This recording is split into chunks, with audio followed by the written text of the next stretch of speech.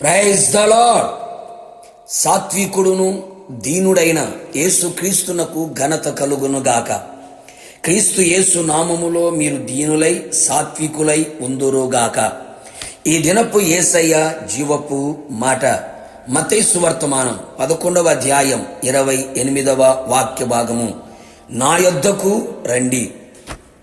యేసయ్య కలువరి శిలువ రక్తముతో కొనబడి కడగబడి శిలువ మోయిచు శిలువ నీడలో నిలిచి శిలువ సాక్షిగా శిలువ ప్రేమను చాటుచున్న నా దేవుని పరిశుద్ధ దైవ జనాంగమా, మనము ప్రేమించిన యేసయ్య సాత్వికుడును దీనుడైన దేవుడు. మనకు విశ్రాంతిని, నిత్య విశ్రాంతిని దయచేయగల దేవుడై ఉన్నాడు. ఆయన మనకు నేర్పించే గురువుగా, బోధకుడుగా ఉన్నాడు. ఆయన కాడిని ఎత్తుకొని ఆయన యొద్ద నేర్చుకుని వారమై ఉందము. ఆయన కాడి సులువైనదిగాను ఆయన భారము తేలికైనదిగాను ఉన్నది కదా. అది మన ప్రాణములకు విశ్రాంతిని కలుగు చేయును. సమస్త ప్రజల ఎడల ప్రేమగల యేసయ్య తన ప్రేమగల పిలుపును ప్రజల ఎడల వెల్లడి చేసెను. ప్రయాసపడి భారము మోయుచున్న సమస్త జనులారా, నా యొద్దకు రండి, నేను మీకు విశ్రాంతిని కలుగుజేతును అని సెలవిచ్చి ఉన్నాడు కదా. అవును ప్రియులారా, నువ్వు ఎలాంటి ప్రయాసము చేత ఉన్నావో, ప్రయాసము చేత ఆదరణ లేని స్థితిలో నిలిచి ఉన్నావో, ఏ భారముతో భరించలేక మోయలేక కృంగి ఉన్నావో, అది ఎలాంటి ప్రయాస అయినా, ఎంతటి భారమైనా, నా యేసయ్య నిన్ను పిలుచుచున్నాడు, తన యొద్దకు రమ్మనుచున్నాడు. ఆలస్యము చేయక ఆయన యొద్దకు త్వరగా రమ్ము.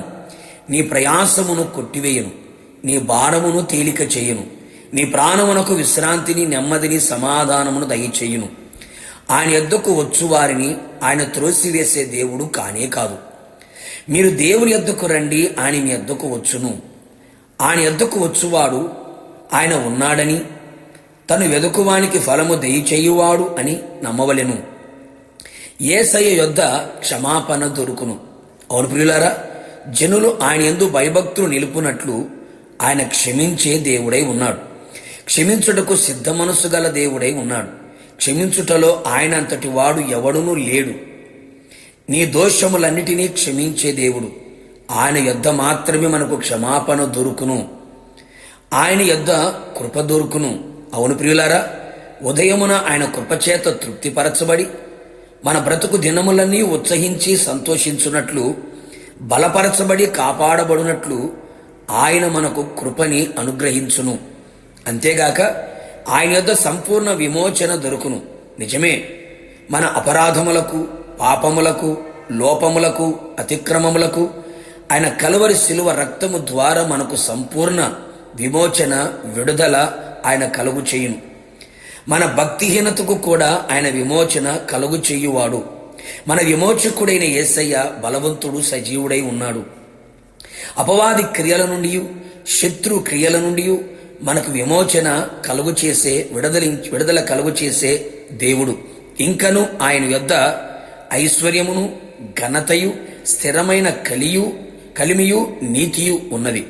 నిజమే దైవ జనాంగమా, ఆయన మనలను ఆత్మీయంగా, శారీరకంగా, భౌతికంగా ఐశ్వర్యవంతులుగా చేయువాడు.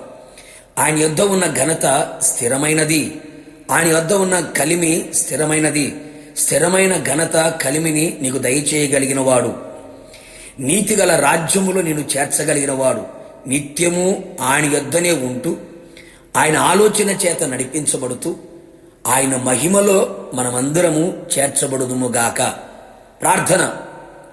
అత్యంత కృపగలిగిన నా ప్రియ పరలోకపు తండ్రి, నీ పరిశుద్ధమైన పాదములకి కృతజ్ఞతాస్తుతులు చెల్లించుచు ఉన్నాను. నా యొద్దకు రండి అని మీరు పిలుపునిచ్చారు. నీ ప్రజలమైన మేమంతా మీ యొద్దకు వచ్చుచున్నాం యేసయ్య.